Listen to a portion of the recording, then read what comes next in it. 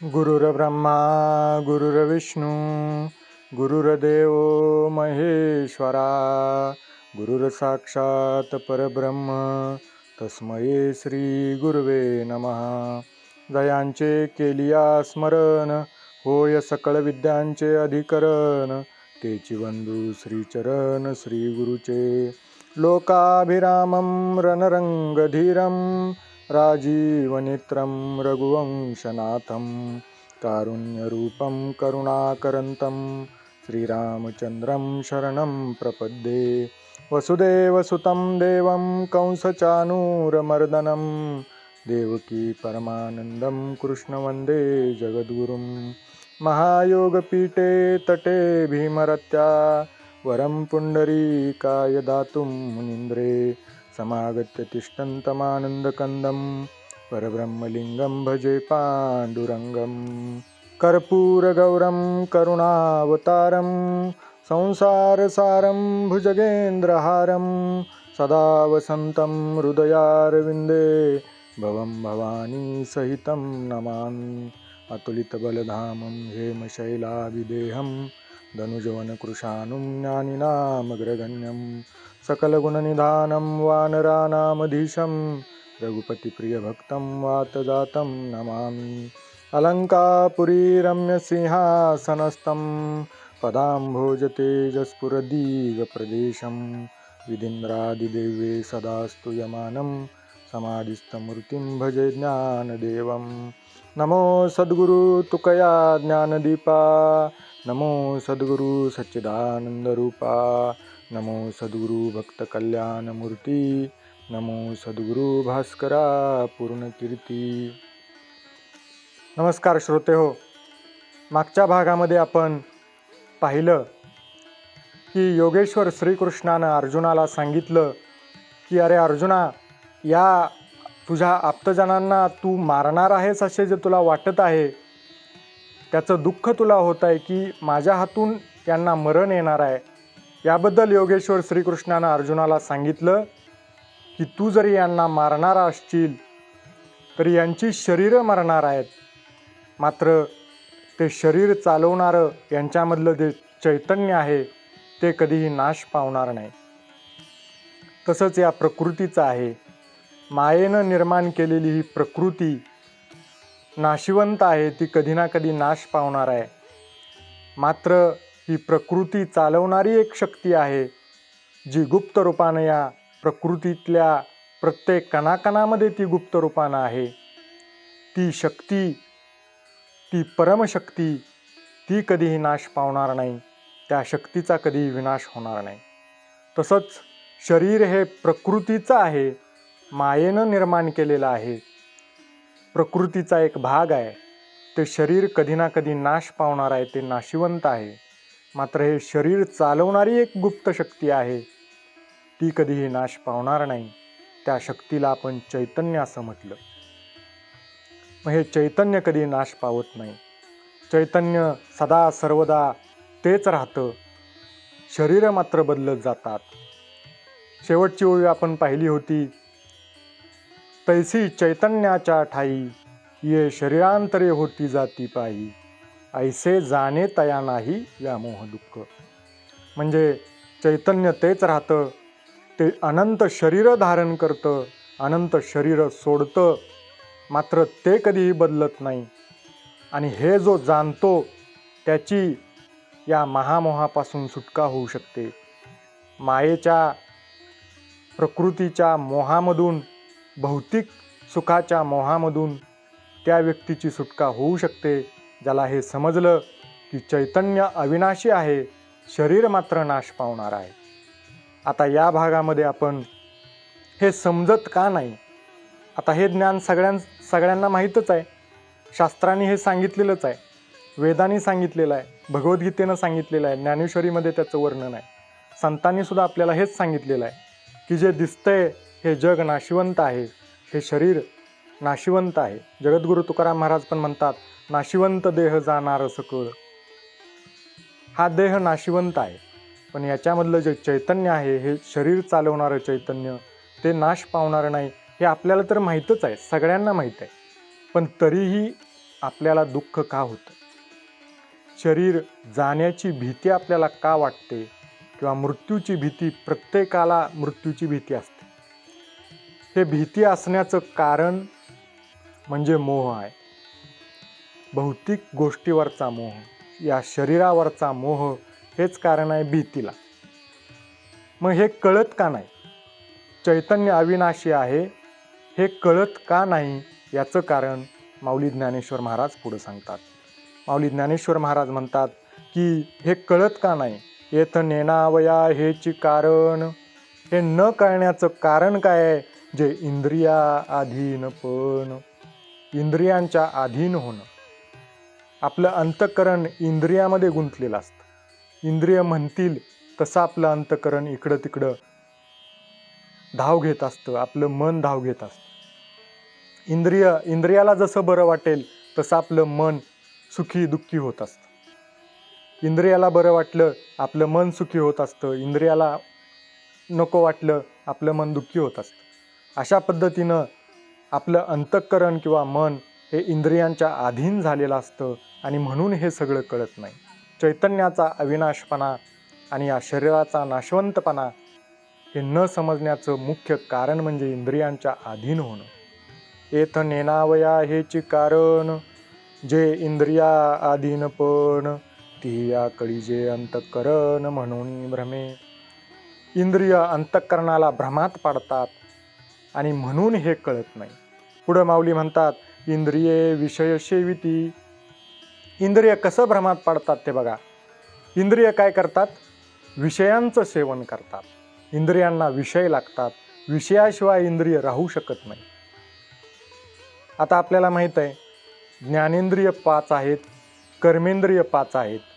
5 ज्ञानेंद्रियांचे 5 विषय आहेत आणि 5 कर्मेंद्रियांचे 5 विषय आहेत. पंचमहाभूत आहेत. अंतःकरण चतुष्टय आहे. त्यामधलं इंद्रिय आपण बघतो. इंद्रिय अंतःकरणाला कशी भ्रमात पाडतात आणि त्यामुळे सुखदुःख कशी उत्पन्न करतात. तर इंद्रिये विषय सेविती. इंद्रिय विषयांचं सेवन करतात, इंद्रियांना विषय लागतात. ते तर हर्ष शोक उपजती. आणि इंद्रिय विषय सेवन करतात आणि सुखदुःख उत्पन्न करतात. हर्ष म्हणजे सुख उत्पन्न करतात, आनंद उत्पन्न करतात, आणि शोक म्हणजे दुःख सुद्धा ती उत्पन्न करतात. म्हणजे इंद्रियांना एखादा विषय चांगला लागला की सुख उत्पन्न होतं, हर्ष वाटतो, आनंद वाटतो. पण त्याच इंद्रियाला जर विषय चांगला नाही वाटला, कडू लागला, तर तेच इंद्रिय अंतःकरणामध्ये दुःख उत्पन्न करतं किंवा शोक उत्पन्न करतं. ते कसं ते आपण आता एक एक इंद्रिय आपण पुढं बघणार आहे. इंद्रिये विषय सेविती, ते तर हर्ष शोक उपजती, ते अंतराप्लविती संगे येणे.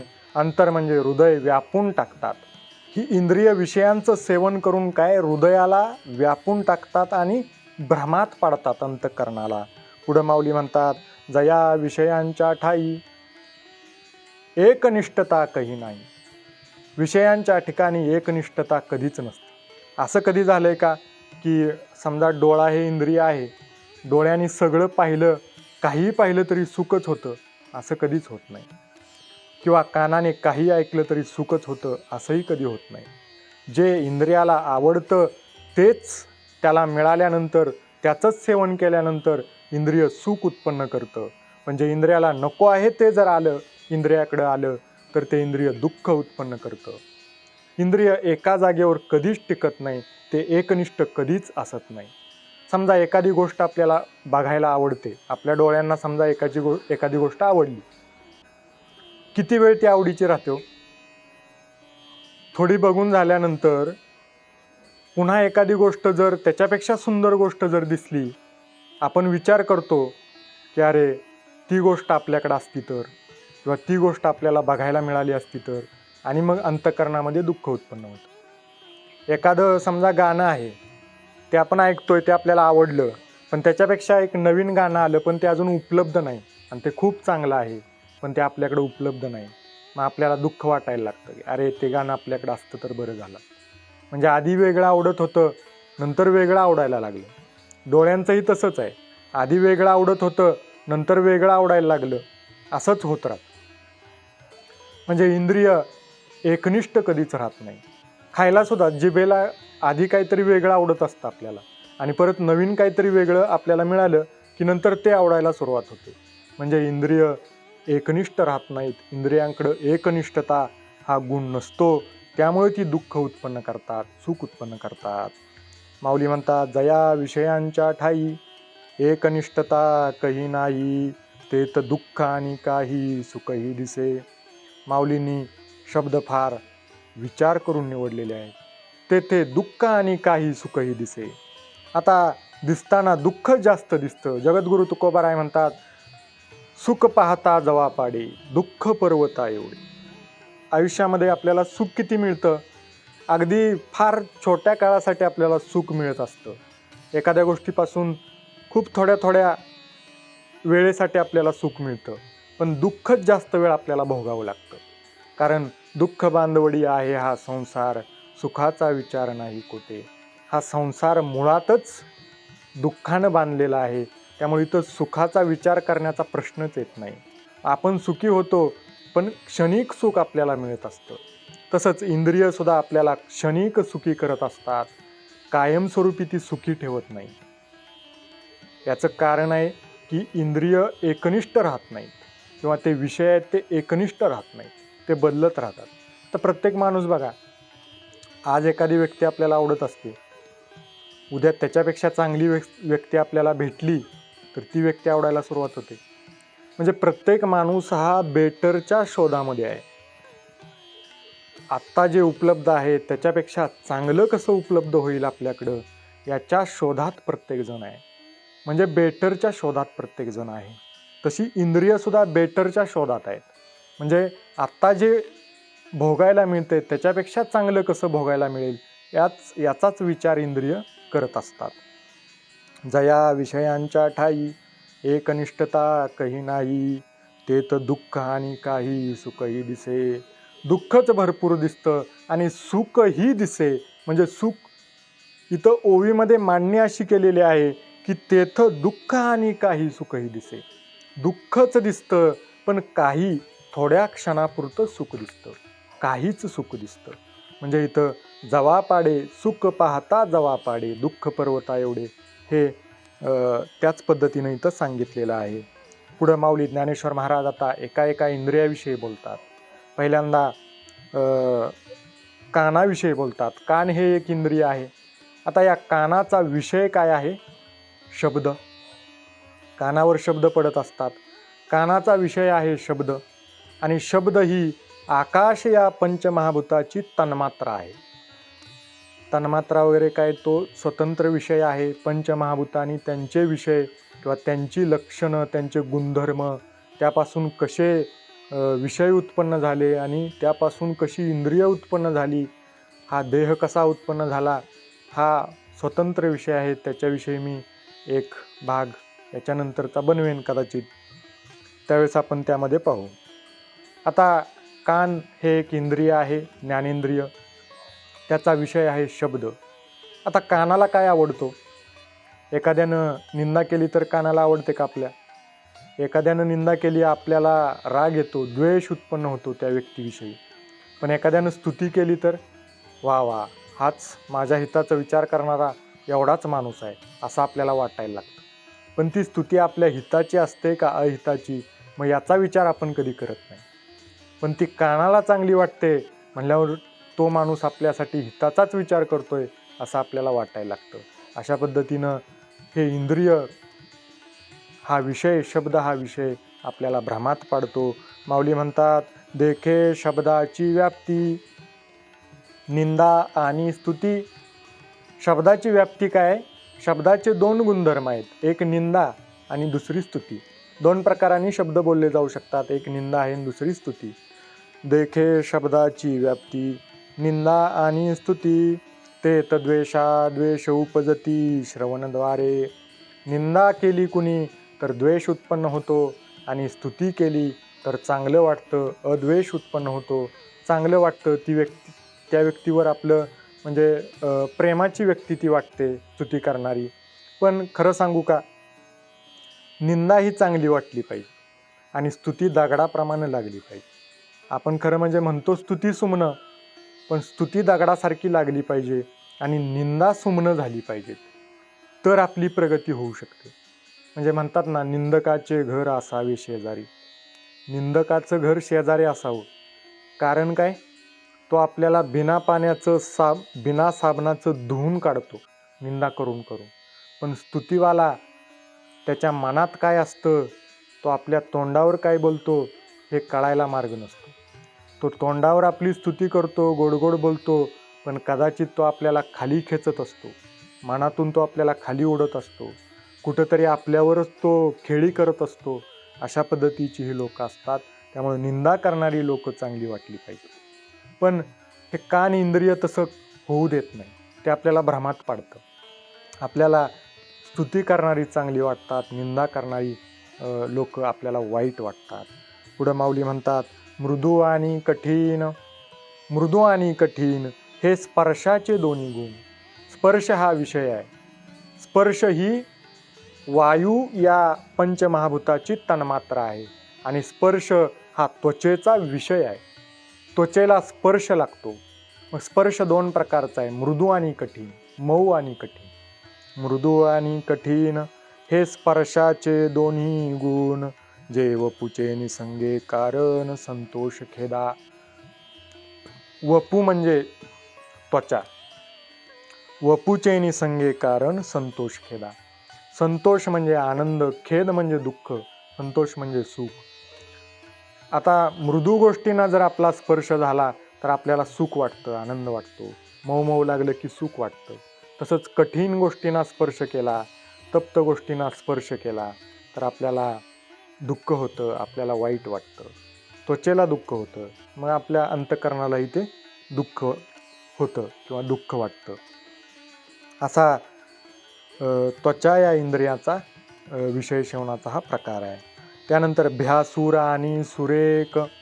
भ्यासूर आणि सुरेख हे रूपाचे स्वरूप देख, जे उपजवी सुख दुःख नेत्रद्वारे. भेसूर आणि सुरेख हे रूपाचे स्वरूप देख. रूप हा विषय आहे. तेज किंवा अग्नी या पंचमहाभूताची तन्मात्रा आहे रूप.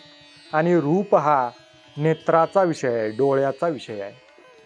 आता रूपाचे दोन प्रकार आहेत. एक भ्यासूर म्हणजे कुरूप, म्हणजे न बघण्यासारखं, आणि एक आहे सुरेख म्हणजे सुंदर. असे दोन स्वरूप किंवा दोन लक्षणं आहेत रूपाची.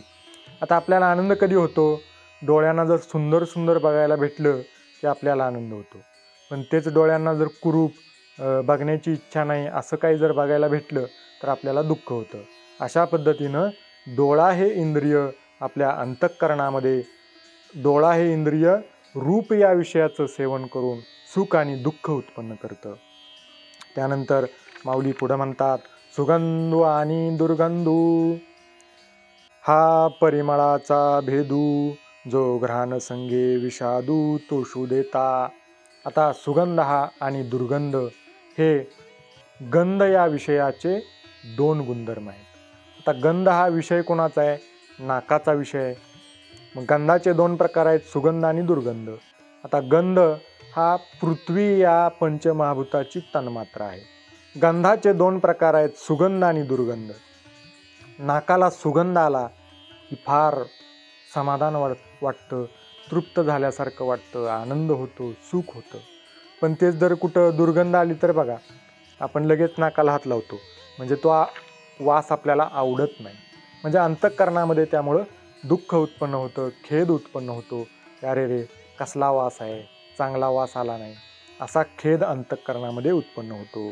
सुगंधू आणि दुर्गंधू हा परिमळाचा भेदू, जो घ्राण संगे विषादू तोषू देता. तैसाची द्विविध रसू, उपजवी प्रीती त्रासू, म्हणून हा अपभ्रंशू विषय संगू. आता शेवटचा विषय आहे रस. आणि रस ही जल या पंचमहाभूताची तन्मात्रा आहे. आणि रस हा जिभेचा विषय आहे, रसनेंद्रियाचा विषय आहे. आता या रसनेंद्रियाला काय काय लागतं बघा? गोडगोड खायला लागतं. गोडगोड चव लागली की रसनेंद्रियाच्या मार्फत अंतःकरणामध्ये सुख उत्पन्न होतं. आणि कडू लागलं की या रसनेंद्रियाच्या मार्फत अंतःकरणामध्ये दुःख उत्पन्न होतं, वाईट वाटतं. कारलं बघा, कडू लागलं की दुःख होतं आणि गोड गोड साखर खायला मिळाली आपल्याला चांगलं वाटतं, सुख वाटतं. आता हे रसनेंद्रिय आपल्याला फार काय काय करायला लावतं, काय काय नको ते खायला लावतं. एखादा जर शुगर पेशंट असेल तर तो बघा त्याचं रसनेंद्रियाच्या तो मोहामध्ये पडलेला असतो, गोड खाण्याच्या मोहामध्ये. त्याला डॉक्टरनं सांगितलेलं असतं गोड खाऊ नको बाबा, नाहीतर नुकसान होईल, ॲडमिट व्हायला लागेल. तरीही त्याचं रसनेंद्रिय शांत राहत नाही. तो कुठं नाही कुठं, घरात कुणी नाही दिलं तर बाहेर जाऊन का होईना तो चहा पिणार, गोड खाणार, बाहेर झटका मारून तो येतोच. आणि मग जास्त झालं, अति झालं की मग त्याला ॲडमिट व्हायला लागतं. मग आहेत नाहीत तेवढे सगळे पैसे त्याला घालवावे लागतात. अशी इंद्रिय आपल्याला दुःखामध्ये पाडत असतात आणि क्षणिक सुख देत असतात.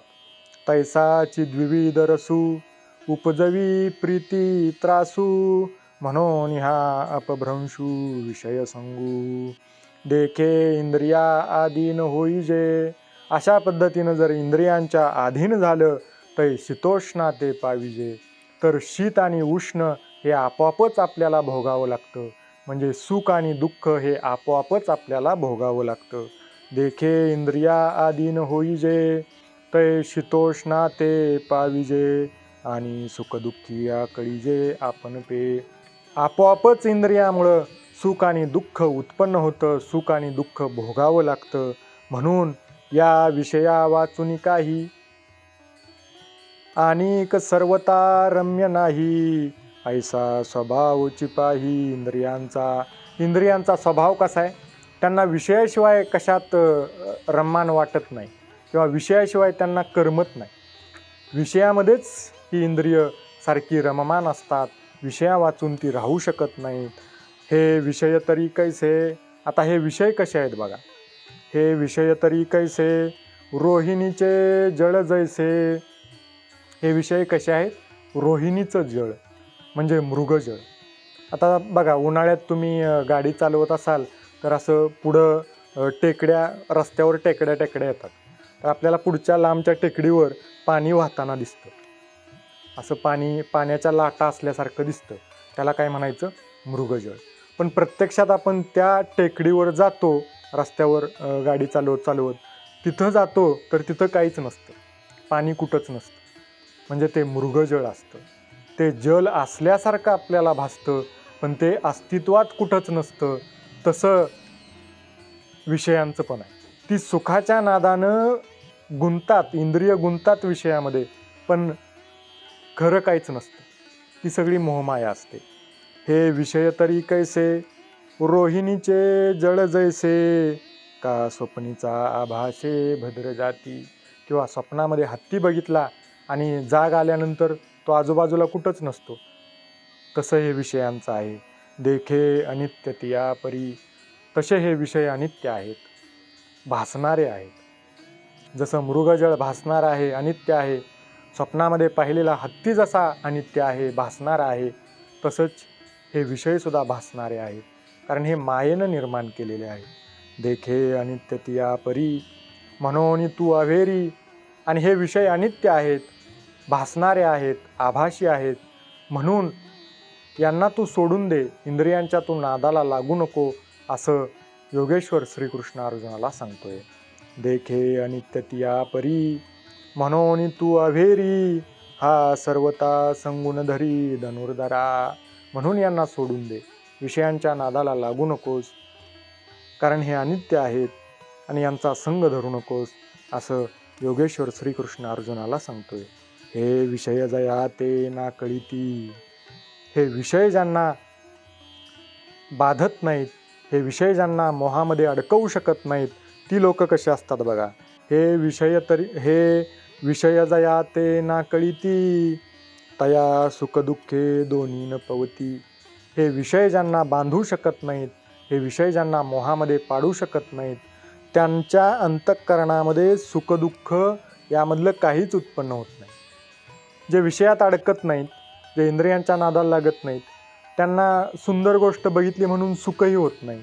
आणि एखादी कुरूप गोष्ट बघितली, भ्यासूर गोष्ट बघितली म्हणून त्यांना दुःखही होत नाही. ते तटस्थ असतात, मध्यम मार्गाने जाणारे आपण त्यांना म्हणायचं. त्यांना काही फरक पडत नाही. काही होऊ द्या, त्यांच्या अंतःकरणामध्ये सम अवस्था झालेली असते. त्यांना कशाचाच काहीच फरक पडत नाही.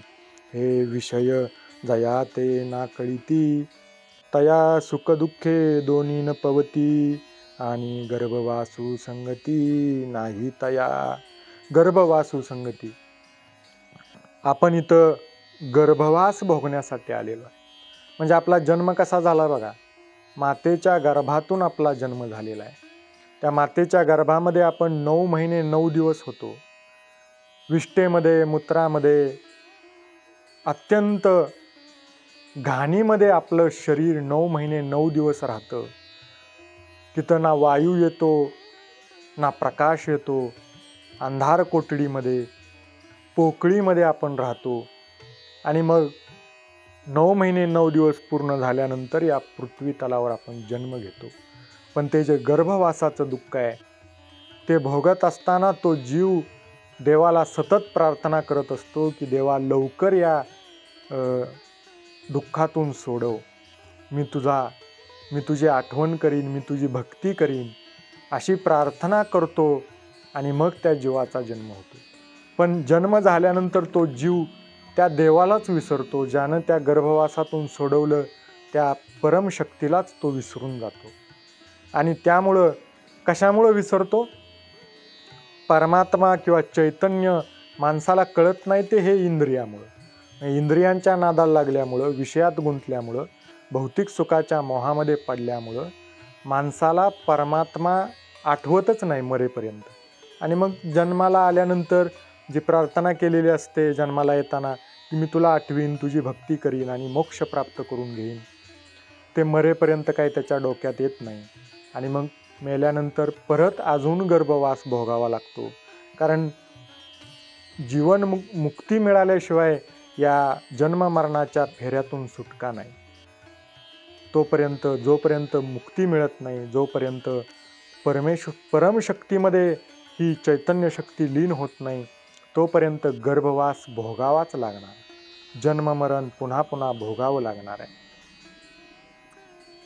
आणि ही गर्भवास संगती किंवा हा गर्भवास भोगण्याचा जो विषय आहे, हे गर्भवास कशामुळं भोगावा लागतो? तर इंद्रियांच्या संगतीला लागल्यामुळं, इंद्रियामध्ये अडकल्यामुळं, विषयामध्ये अडकल्यामुळं आणि भौतिक सुखाच्या मोहामध्ये पडल्यामुळं गर्भवासू संगती आपल्याला लागते.